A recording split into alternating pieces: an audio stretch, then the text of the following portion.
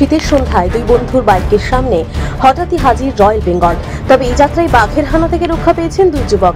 বাঘের আতঙ্কে ঘুম উড়েছে স্থানীয়দের। ঘটনা দক্ষিণ চব্বিশ পরগনার কুলতলি ব্লকের মইপিট কোস্টাল থানার গুড়গুড়িয়া ভুবনেশ্বরী গ্রাম পঞ্চায়েতের মধ্য গুড়গুড়িয়া গ্রামের। স্থানীয়দের দাবি, সুন্দরবনের মাতৃ নদী পার হয়ে লোকালয়ে চলে আসে একটি বাঘ।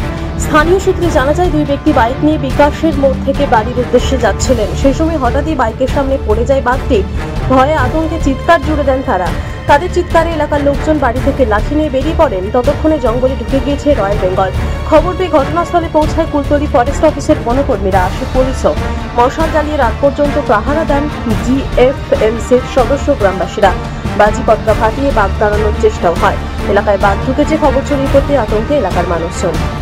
আতঙ্কে তো আছি, ভয় তো লাগবে, জাতিভীতি বার হলেও ভয়, থাকলেও কি করে, ঘরে কবাট ফবাট খারাপ, বাড়িতে বেটা ছেলে নেই, ভয় তো আছে আমাদের। কখন শুনলেন বাঘ এসছে? বাঘ এসে 7টার দিকে শুনেছি, 7:30। দুজন লোক বাইক নিয়ে যাচ্ছে, ওদেরই সামনে পড়েছে আর কি। ওরা লাফ করে পড়ে গেছে বাঘ, ওরাই চিৎকার করে পড়ে যাচ্ছে, বাঘ পার হয়েছে। বাঘ জঙ্গলে লৌকো আছে, লৌকোর কাছ থেকে গেছে, নদীতে হচ্ছে কার পা ছাপ সব দেখলো, কিন্তু বাঘটা দেখতে পায়নি, কোথায় ঢুকে গেছে। লোকজন এসছে? হ্যাঁ।